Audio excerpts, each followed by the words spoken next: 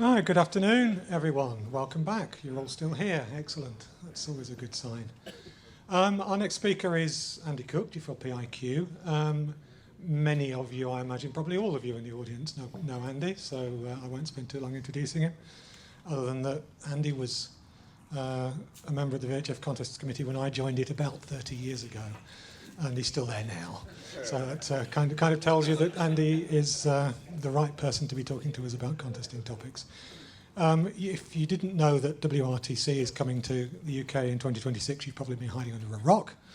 Andy hopefully will be able to share some inner secrets and a few more details about what's going on to help us get even more excited about it than we already are.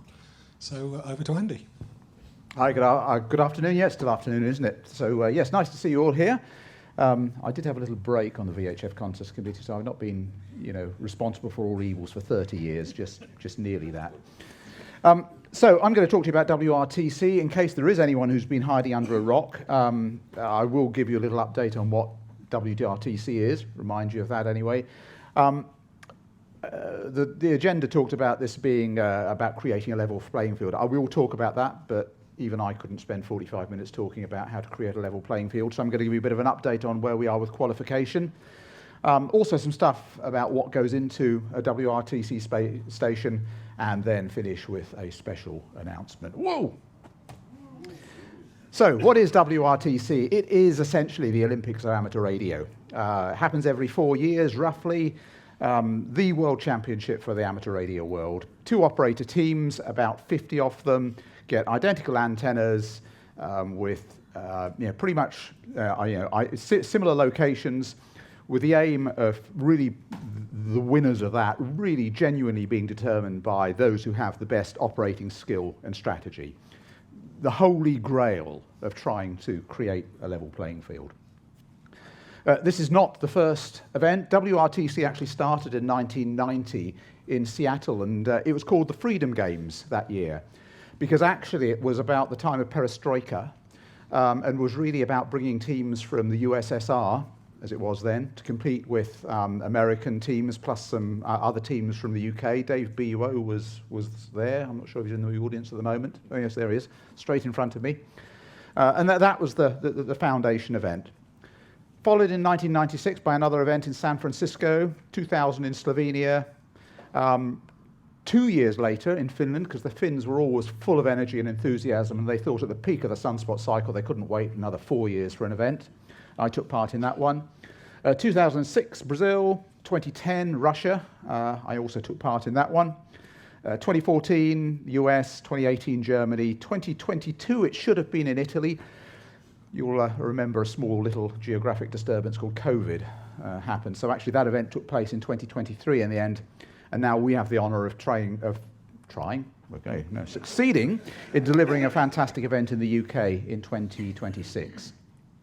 I am here. I am absolutely not the extent of the organising committee. It's become quite a large team. You can see the mugshots at the top of the team there. Many of you know Mark M0DXR, who is chairman. Lee G0MTN, perhaps not here today, who's vice chair of vice and director of rules. Fred looks after the money, spending it. Chris looks after getting the money in. I'm about finding locations for all of this stuff and all things technical. Steve's looking after volunteers. Georgina is looking after hospitality and venues and so on. And then we brought another couple of committee members along. Those were sort of initial 7. We brought another couple on board. We brought Philip DK6SP, big light in sort of the youth world, because we really want to focus on how we engage youth in this thing. And then Andy M0MKR to help me with some of the site stuff. And then an IT team with IT Tim, G4VXE, supported with Peter, TM0SQL, and Michael, G7VJR. David and Tammy, who are doing a lot of the media here, are going to support us when it comes to the event in that space. I say youth, fundraising in the US, really important, raising funds in the US, and then there's a sort of sanctioning committee. So just to say, lots of people involved in this stuff and growing all the time. So if you're a competitor, how do you get to enter WRTC? And before 2010, it was really straightforward. It was a selection process, which meant somebody from probably in the UK, the HF contest committee rang you up and said, would you like to put a team together? So I'd like to thank Justin for making that call to me in 2002 for the 2002 event to put a team together for Finland. He was telling me earlier he realised that he got it wrong, because actually he should have nominated himself, but that's the way of it. That wasn't necessarily the fairest way of doing things. So since 2010, there's been a pretty rigorous qualification process that's been put in place. And this means that team leaders have to enter selected international contests in the all-band sections, in the competitive sections, and their scores relative to the areas of the world in which they sit will determine their qualification score for WRTC. This year, or for this WRTC, there are 15 qualifying events. That's reduced from 20-something for the last lot, because we've only got 3 years between the events and not 4. And the best 8 from that will count. And the scores are weighted by, well, this is a contest, so you're going to have some really complicated rules, and we've got a really complicated set of rules. The contest itself, so CQWW, is worth more points than Worked All Europe, which is worth more points than All Asia. Whether it's assisted or unassisted, whether you're single op assisted, multi-1, multi-2, or multi-multi, because essentially if you're multi-multi, you're not putting as much contribution to the score as you are if you were a single op, and whether you're high power or low power. And there's weighting factors associated with all of that. The contest mix is kind of interesting as well. It tries to get a bit of representation across all of the world. So we've got the big ones like CQ Worldwide and WPX. There's ARRL, which sort of has a US focus. There's WAE, that's sort of a European focus. And there's All Asia, that has an Asian focus. So there's a bit of all of that together. And as I say, the rules are quite complex. The world is broken down into 30 qualification areas. And there are different numbers of teams allocated to each of those qualification areas. So you see the map for Europe there. The UK is allocated 1 team, because we are the organisers. We get a special team. Normally we would have been mixed with a bunch of other countries. And then you see, EI, France, the Low Countries 2, Spain gets 1, Italy gets 1, Germany, and well, you can see from the diagram sort of broadly how that's split up. And then similarly across the rest of the world. That will deliver 42 teams. The additional 8 teams on top of that are 5 youth teams, a couple of sponsored teams, and a wildcard team. So, where are we in qualification? 11 out of the 15 events are now complete. And those who are busy qualifying will be breathing a sigh of relief for that. Because I have to say, qualification is a pretty onerous commitment to get on and do this. I did it for the 2010 event for Russia, and at that time my daughter was sort of between 2 and 4 years old. And I have to say, going off to go and spend a full weekend contesting, actually the day before cranking up towers and doing all the work to get that done, the day after clearing up, so essentially really a 4-day weekend. And doing half a dozen of those in a year was quite a stretch with a young family. So I have to thank my daughter and my partner for supporting that. So the folks who are going out to compete in this are really going out of their way to do that. We've got a number of 11 complete. We've got 7 of those contests have had results published. So it's out in the open who's won there. And then we're also maintaining a scoreboard that says, so you take the output of those contest results and you feed that into this big complex algorithm that we have to generate your WRTC score. And we have 6 of those updated on the WRTC scoreboard. WAE, DXCW to come shortly, and I'll show you why it takes a little while to get that, straight. And we expect this process will finish with the announcement of the ARRL DX results in August 2025. The contest, of course, takes place in March, and I think the results are probably known before that, but we can't go ahead with publishing the results until they've made it into the, been published by the ARRL. So that's when we expect this to wrap up, and we can notify the team leaders who've been successful if they want to take part, and they can then nominate their team members. why is this complicated? So this is Lee G0MTN's job, and you might think just, well, you've got a set of contest results, you just stick them in a spreadsheet, and, well, you do stick them in a spreadsheet, but it is jolly complicated. It's not quite as simple as Control-C and Control-V to make that work for those of you who are Excel wizards. Because essentially, if you think about a contest result, it might say M6T came first in the multi-multi section, and that's great, but what that actually means is G4PIQ, G4TSH, G4BUO, G0MTN, whoever else was there, was part of that score. And you have to scale it by 7/10 and a whole pile of other things. So it's a long, complicated process to get that right. You also have to, this is all based around qualification areas where you're based from. You might not be operating in your qualification area, so you have to map that back. You have to make, you're only allowed 3 multi-op entries in the qualification. You're only allowed 3 areas out of your own qualifying area. So you have to check for all of that and other manual quirks. So Lee manages that in a very complicated Excel spreadsheet, because Lee likes a good Excel spreadsheet, but that is the only practical way to do that. Gets stuck into a database that Pete publishes, and I thought I'd just put a snapshot of where we are with the as published at the moment, with the UK qualifying area on there. So top of the list is John, GM0OPS. He's done 6 contests. A little bit behind him with 5 contests, so 1 event fewer, Martin, GW4XUM. John, G4IRN, also with 5, is just behind. Interestingly, Martin's have been mostly high powers. John's done lots of low power entries. Justin is in 4th position, also with 5 in there right now. Justin's score being hampered by having done a couple of multi-multi entries last year that only allowed him to score a maximum of 700 points rather than 1,000 points, because he was multi-multi rather than single operator.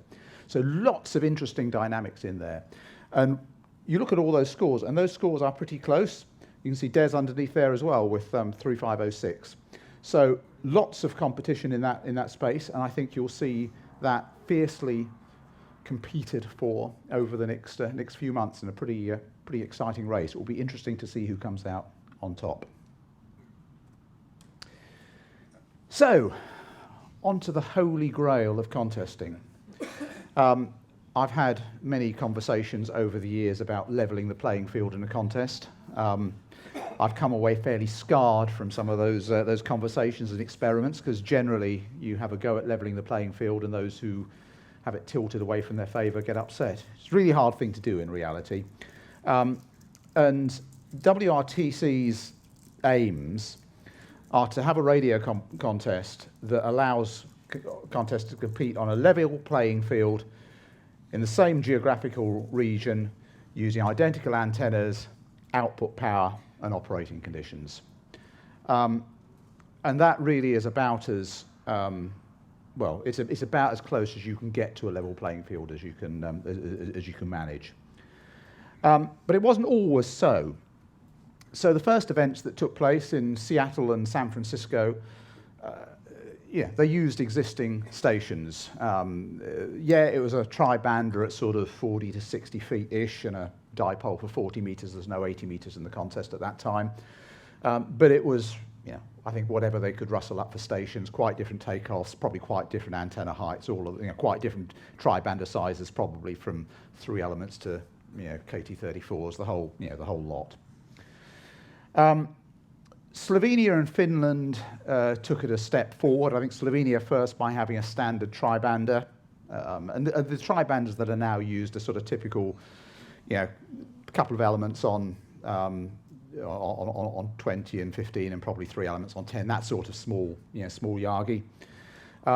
Finland introduced a standard mast as well, and I think both of those events had a Wyndham antenna for 80 meters and 40 meters. By this time 80 had been introduced. But again, both of those events used existing locations. Brazil sort of continued the process, if you like. But because this was at the bottom of the sunspot cycle and you were in Brazil, which was quite a long way from everywhere, they introduced the only time that an amplifier has been brought in. So the event organisers supplied an ACOM 1010 amplifier, so you had about a 700 watt amplifier. They also had a 2-element Yagi for 40 metres at each of the stations, and a 15 metre tower with a 3 metre extension pole in the top. So quite a sophisticated station. But again, existing locations. And reading the write-ups from that event, I didn't go. I was offered a place, but my daughter was 6 months old at the time I was offered that place, and that didn't seem a good plan. But the existing locations, I think, were quite variable that's probably a polite way to put it. So the game changer was Russia in 2010. And the Russians for many years had been running an event which I think is called the RRTC, which is essentially a domestic competition like this that uses a level playing field. And what they did was, again, standard tribander, dipoles for 40 and 80, a standard 12-meter mast, but all the stations were located in flat open fields outside Moscow.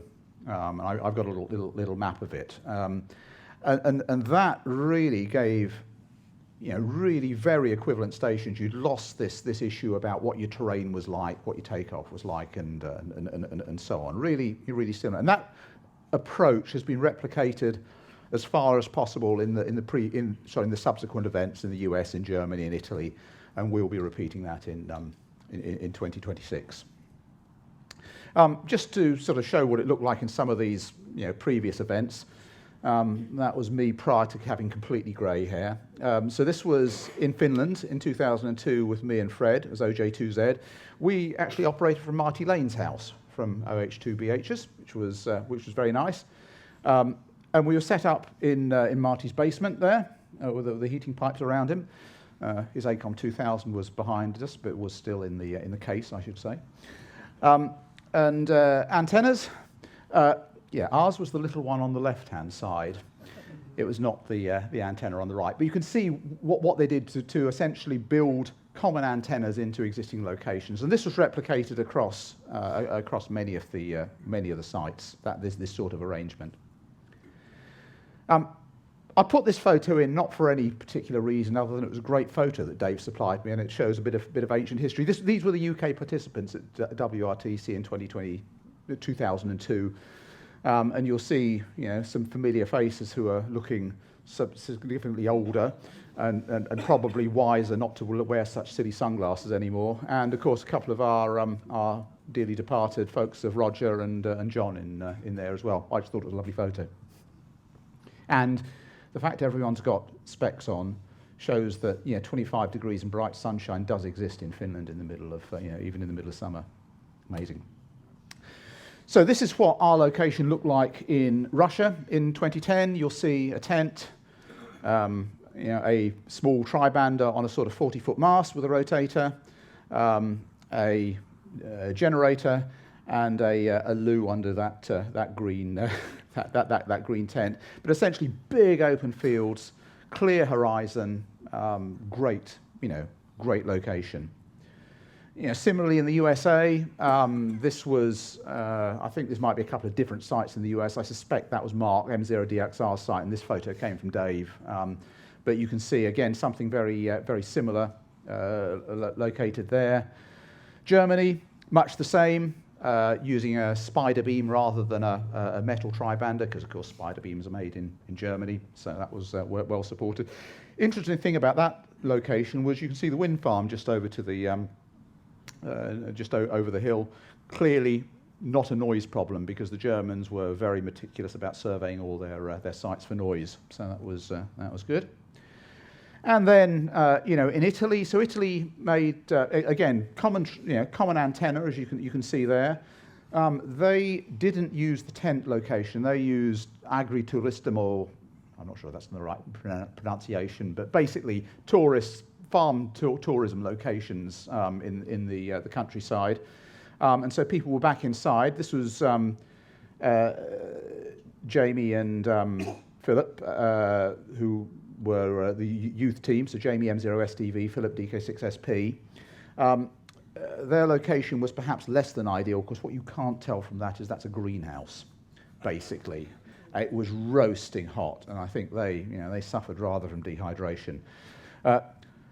the guy in the middle, he's wearing an orange shirt, so I think that's the referee. I think that's kind of interesting refereeing technique, quite good actually, I think. Stand in the swimming pool, wireless headphones on, laptop connected by Wi-Fi, you can do your refereeing from there. What more could you possibly want?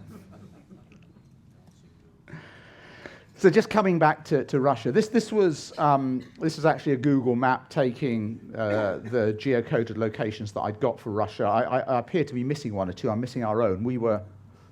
I think we were 501, which was down here, but they're almost all there. 65 sites for 50 stations, so they got lots of spares in that model. In 9 clusters, which sort of vary between about 3 or 4 and up to about 10. And you can see how they're clustered together there. Not far from Domodedovo Airport, because you can see the airport up in the top right, but far enough. And in those sites, there was at least 500 meters between the sites. And I was a bit worried about that to start with, but actually that was perfectly far enough for completely interference-free operation certainly with contest class, contest grade transceivers. No one's going to rock up there with an FT991 or something with phase noise issues. Yeah, very, very good. And Dave and I were the UK team there. So the big question is, how do we replicate that in the UK? Because we don't quite have what they have there. Well, we deploy the secret weapon of East Anglia. And I'm with the Guardian on this. I love Britain's flat landscapes, and Norfolk should be proud of its flatness. But that's essentially part of our strategy. One of the reasons we picked East Anglia is because the topography is really pretty straightforward. I'm at 200 feet. That's a mountain for East Anglia. So that's good stuff and should make our life significantly easier. So we have got to find, we're saying about 55 site locations that have got broadly equal terrain and adequate RF noise performance. The HQ venue, a clue, will be located in the west of the region.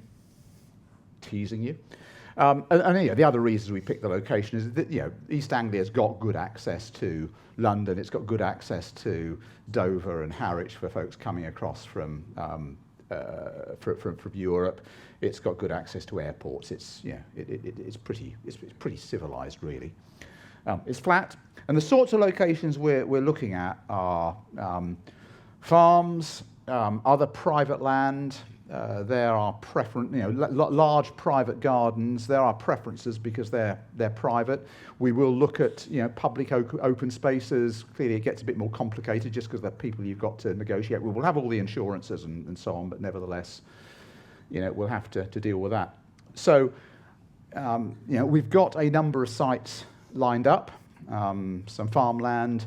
My garden's in the list. There'll be yours as well. Yeah. Yeah. You're on a mountain now. Well, yeah, relatively speaking. It's good enough to pass the test. But if anyone here has got leads on, either got access themselves or got leads on sites in that area, please come and talk to us. That would be much appreciated. We'd love to hear you. I have to apologise. I've got to run at the end of this presentation because I'm starting another one at 4:45. But you'll find me around at the weekend, or find one of the other committee members, and we'll happily take that, or drop me an email. But really keen for any leads in that space. And then how do we verify whether the site is suitable or not? So we're planning. I haven't tried this yet. But there's a tool called HFTA, HF Terrain Analysis, which essentially looks at in a particular direction. You feed it information about what the terrain profile looks like in a particular direction, and then it plots what your real antenna gain is in that direction. So we're going to use that to help us pre-identify any sites. Look at key directions and use that as a tool to identify. I'm not expecting a vast amount of trouble in East Anglia. This is not like places where you've got 500-foot drops and so on. But we will see. Noise is also a key issue. I mean, noise is becoming an issue for everybody. We will survey every site, at least in the short term, for noise with an SDR. Some sites will go and take a longer term survey, and one of my winter projects is to finish off an SDR and active antenna that I can throw at, and recording computer that I can throw in a box and throw in a hedge to monitor for 24 hours. And that plot on the right is so that's my place. That's my noise floor on 80 meters. That's a 2 dB a division thing, so you can see VDSL upstream noise, about 5 dB of excess noise there. And you probably can't quite see. I can see the downstream noise as well. It's not from my line. That's because I'm on pure fibre, but it's from others. But that will actually pass because that's taken at midday. At night, my noise, the atmospheric noise level is about 6 to 8 dBs higher than that, and it buries all of that. You don't see any of that at noise. So we will set those thresholds appropriately for when the bands are open, so we don't, we don't strike a line through too many sites. And then the third thing we need to make sure is that we have adequate 4G data throughput from the site as well, because a big part of this event is we want to make sure that we can create an experience that people can watch what's going on from afar. So we will looking to stream real-time information about who's doing what, and make it a spectator event for people to watch. So in terms of a bit more practical site testing, in the IARU contest this July, so a year before the event, we will set some representative stations up using the official antennas, and people will test those. We'll locate some of them in as close a proximity as we're going to have in real life, so we can test the interstation interaction to make sure that we're not seeing any issues there. And we'll use the reports out of the reverse beacon network to help inform us about whether there are any sites that are substantially worse or better than others. Also, really importantly for the competitors, we'll make the logs from those events available publicly, because while we may know what to expect on a contest in July from the UK, someone coming from the US doesn't. And so this is a really important means of them, anyone keen to study propagation, understand the openings and see what they can expect when they rock up here. And obviously any sites that appear too loud or too weak or that have got noise won't be used going forwards. So, building the station. So how do we go about actually creating this, creating a station like that? And the first thing you need is hardware. So we've done something different from any other previous WRTC in that we are reusing a lot of the equipment that was used in Italy in 2023. So in June, we had a completely ram-packed full 20-foot shipping container rock up, filled to the gunnels with hardware. And Mark, Fred and I unloaded that and put it into storage. So you can see the tribanders there. You can see some rather nice 40-foot crank-up masts there. All the guying hardware and so on to go with that. Coax and wire antennas sitting there, rotators and boxes of magic stuff which basically contain Raspberry Pi in a box with a modem and Ethernet switch and GPS clock and all that stuff. All the things you need to make a complete station. So we've got a lot of that stuff in, which is good. What does make a complete station? So I ripped this diagram shamelessly off the Italian website because it was easier than redrawing it. But essentially at the top you can see antennas, so a tribander, a dipole for 40 and a dipole for 80. The tribander comes down, will go into a triplexer, more of that on. So essentially one antenna in there and then an output of that for 10, an output for 15, an output for 20. An antenna switch which allows you to connect any antenna to either of the two radios. Bandpass filters to ensure you don't smoke the other radio and you control the noise between the stations. Then a bit of something that we supply, which is a power meter in line with both radios, so you have real-time monitoring of how much power people are running. And make sure the red light's not flashing on there. Tell them to turn the power down if it is. Then the team supply two radios, power supplies, all that stuff, computers, and yeah, that's broadly That's broadly a station. Now I picked this photograph because I think this is the best photograph I could find that actually cleanly shows, essentially that makeup of the two stations. So you can see the two operators side by side, two radios, rotator in the middle. The little box just above the rotator on the right-hand side is the power meter. So that needs to not be flashing red. You can see a little green light on there. Back behind there on the shelf, you can see switching, and to the right-hand side, the triplexer. They've got some keying boxes sitting over the top of the radios. Automated antenna control down just beside the radio there on the left, but the left-hand side. And that's it. Pretty neat and tidy. Very similar. You can't quite see it so well. This was Mark and Olof in 2014. You can see something pretty similar, just a bit messier. Mark eating a sandwich mid QSO with, interestingly, the post-it on his screen saying fast, fast, fast. So that's obviously what you need. And they call it wireless. So this was K1LZ and YT6A's implementation of all the switching. So you can see filters and triplexers and relays and lots of cable there. Really neatly done, actually, all sat in a Pelican case. I have to say, there's lots of wires, but very, very neat and tidily done. Not everyone keeps their stuff quite so constrained. This would be more my style, as anyone who knows me would know. HA3NU and N2IC, an interesting magic box in the middle. And I don't know if Kazu's here, but Kazu was the referee for this team, and kindly sent me a picture inside the box. So inside that box, just filtering and basically it's filtering and switching and all the clever stuff in one place. I'm not sure that's a very luggage-friendly box size, that one. I don't know if that came from Hungary or whether it had to come in from the US. But some of the challenges for these things are where people are flying in, they've got to bring all the kit themselves, and that is a real challenge.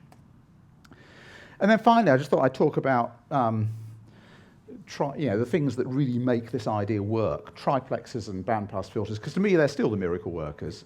I think the concept of having one antenna that you're simultaneously running 100 watts into on one band and sitting listening on another band without any interference is still a great bit of engineering, and it really does work. So these things can be homebrewed. The box on the left there was built by Dave, G4BUO, designed by Bob, 5B4AGN. You might see the similarity to sort of some of his filter designs and so on in there. And that's what we used in Russia. Very straightforward. Still in use at M6T on some of the receive antennas. And they're available commercially as well. So you've got a couple of low power ones there from INRAD and whoever I think Nick's one is, and then I think you've got some high power ones as well from 403AN and VA6AN there on the bottom. And the competitive stations, lots of competitive stations are now using these to share a tri-bander. You need enough isolation between the ports to make sure you don't blow the radio up when 100 watts on one radio. You don't want much of that coming into the other one. In reality, you don't. 40 dBs will get you down to 10 milliwatts, and that's more than enough in reality. What's really constraining you is making sure that broadband transmitter noise from one band doesn't come in on the other band. And so you need more isolation. So you have a triplexer that typically provides 20 to 30 dBs of isolation. And then on each of those antenna ports, you put another bandpass filter that will give at least 30 dB of isolation. And if you put all that together, you can basically operate interference-free across those bands. And I have to say, transmitting 100 watts on 20 meters and tuning across your second harmonic on 10 and it being under S9 is, great. Does my head in. I mean, the things to watch for in that space, when you put these things together and they don't deliver that, have you got switch mode power supplies sitting around the place that are picking up the signal and re-radiating a harmonic? Have you got dodgy bolts and so on? Where you're building this into a home station, it might work well when you first build it, and then all go to hell, somewhere down the line. And it's where you need to do good engineering, where I would come a cropper. Some of my shortcuts might not work so well. This is a week-long event. There's lots of stuff. We've got, we're expecting hundreds of international visitors to come. We've got an opening ceremony to run. We've got competitor and referee meetings. We've got, clearly site visits and so on. There's lots of socialising. There's results presentation and closing ceremony to do. And so all this needs we need a headquarters to locate this. So we've spent some time looking for a suitable HQ venue that is big enough to accommodate up to about 500 people. It's WRTC can be a big event, and it's much harder than you think. Really is. So we have found somewhere that will do that. We've been holding off announcing, but the big announcement I'm allowed to make now is what that HQ venue is. Duh. Come check this. Come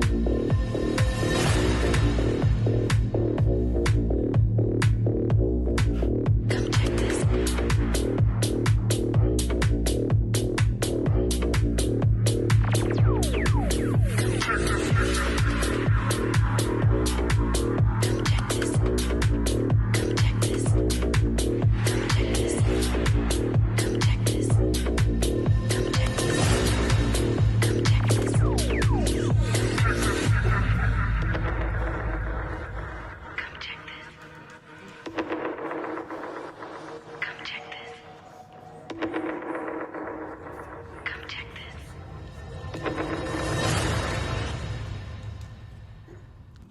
So the big reveal, there we are. I had the honour of doing that. Wyboston Lakes, which many of you will be familiar with because, of course, it used to be the venue for the convention, is the location that we selected to do this. It's sufficiently big, it's got the facilities to do what we what we need, and should be a great location. And the register. If you're interested in rocking up there as a visitor, registration will be open. It should be open now on the website for your interest. It's just registering your interest at the moment. Prices and so on will become available early in 2025. But this is, it's partly for you guys, but it's also very much for the international community who are wanting to know what this, what this was. Please book through us. And finally, the last thing I wanted to talk about is volunteers. And you're probably sick to death of hearing this, but it's worth repeating. There is no WRTC without an army of volunteers. We think, we probably need something approaching 200 people to run this thing. It's helping visitors with transportation and prep. It's hosting the sites. It's building the sites. It's all sorts of things. Great opportunity to make friendships and memories at what will be a unique international event. Many of you have already registered. I thank you all who've done that already. We've been pretty quiet on that, but everyone should have heard from us in the past month or so. If you haven't done, please re-register, because it means something's dropped off somewhere. But equally, more volunteers, more than welcome. You can register at the website or talk to one of the committee, and we'll be very pleased to have you. As I think, as we get closer to the event, we will, the cadence of that communication will increase. So, in summary, we have 632 days to go. Only 4 qualification events remain. We need sites, so if you can help, please let me know. We need volunteers. Let us know for that as well. Test events in July, and the HQ is Wyboston. So thank you very much, and I'll happily take any questions.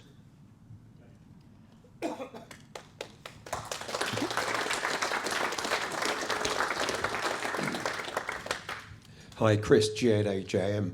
Interested in the antennas. It's still the case you're using a tri-bander and 80 and 40 dipoles. Tri-banders rotate. What's the deal on the dipoles? Well, the dipoles, so you can move them if you like. Okay. Yep, I think we allow that, don't we? I'm just checking. Yeah, so if people want to, they can move the antennas. Okay. They can also, for 80 meters, they can choose to shorten and lengthen the legs for sideband or CW. Anyone in the right mind will use an ATU, but that's allowed. But most people will just leave it in one direction. I'm sure certainly on 80 it's quite low. Yeah. 40 there's probably some directionality. And they choose the direction with which They can choose the start. direction. Then we thought about how we'll set them up by default. It's a good thought, probably running north-south, I expect. But yeah. Thank you. That's it. Have to keep you busy. Just a quick question. With the bandpass filter and the triplexer, and possibly an ATU, we're going to lose a bit of power. Are we allowed to compensate? So we have 100 watts at the antenna. I say we, but are they allowed to No, compensate? they're not. Okay. So the power meters are on the back of the radio, and then it's up to you to make sure you turn up with sufficiently low loss stuff to Okay. to win. Yeah. Fair enough. East Anglia is flat, but the conductivity varies. How are you handling that? Oh, don't. That's a very interesting question. We haven't got verticals, so hopefully the issue won't be. But yes, I take your point. It does vary, but if we find anywhere's particularly well, that'll be interesting to see whether it comes out on RBN anywhere's particularly loud or weak on 80 and 40. Interesting question though, because you're right, it does vary quite a lot. Yeah. I hadn't thought of putting that one into the equation. That's Last chance for a question, anyone? I know Andy needs to rush off to go and do something else important. Yes. Yes. So sorry, the question was, do the competitors bring their own triplexers and filters? Yes. Essentially, what we provide is we provide the antennas, a bit coax on the end of that, and the power meters, and tent, generator, tables, that stuff. They rock up with radios, headsets, computers, all the filtering and switching and so on. We probably need to think about whether we're going to provide monitors or not. That's another thing we'll need to consider. I think that's been done as a sort of loan thing sometimes in the past. Most people rock up with their own, but yeah. Does it correspond with any other contest? Yes.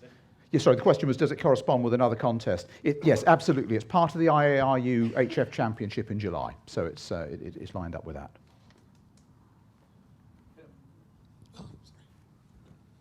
Yeah, Andy, you said there were quite a lot of criteria for selecting what the teams are and the number of teams from different geographical areas. Is there the equivalent of an international Olympics organisation that sets those rules and so on? So, yes, there is. There's a sanctioning committee that essentially reviews the rules. So the rules tend to be pretty constant year on year. There are tweaks. So we've made one or two little changes. Not much, but some contests get added and deleted. But there's a sanctioning committee, which is largely composed of previous organisers of the event that have to approve those rules. So we've been through that process.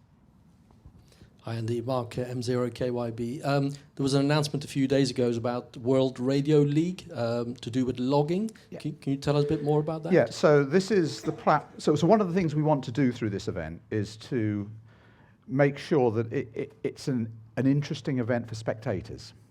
So the World Radio League platform will deliver a real-time view of what's happening, who's in the lead, who's not in the lead, who's doing what, as much information as we can safely provide there without compromising the competition. So it's essentially an online platform that's going to provide a real-time scoreboard for what's going on, and hopefully some streaming and stuff like that. We've got to work the details out, but it's about trying to make this, turn this into a spectator event, which I think is, it's good for this, but actually, more broadly for contesting. How do we turn contesting into something that's more of a spectator thing, or the looking like e-gaming and so on? Be able to use their own loggers? Yes, absolutely. Yeah. So it'll be, you'll either sniff stuff off the LAN, or we have a client on the computer that'll push that data out. No, and I should say, none of the competitors have access to the internet. So there's no cluster, there's no SuperCheck partial allowed in this. They have it's outbound internet access only for them. One more question over here. Hi, Andy. On the back of what the Italians did, they had several sort of run-up sort of things to their event that just encouraged participation in sort of, sort of month-long sort of events for normal amateurs to sort of G people up and make them aware of that. is that something that we've got in mind as well? I really enjoyed doing that with the Italian one. Just wondered if there was anything just to sort of try and promote it and sort of lead up to the sort of the actual event itself. I think it's on our mind. We haven't got anything firmly planned yet, but I think it's good feedback that you really enjoyed that. 'Cause I think it's something that we ought to be considering. So, yeah, thank you. Okay, I think that's about it. Andy needs Super. to rush off and talk to some I different do, people sorry, about yes. something else. Thank you very much, Andy. Thank you.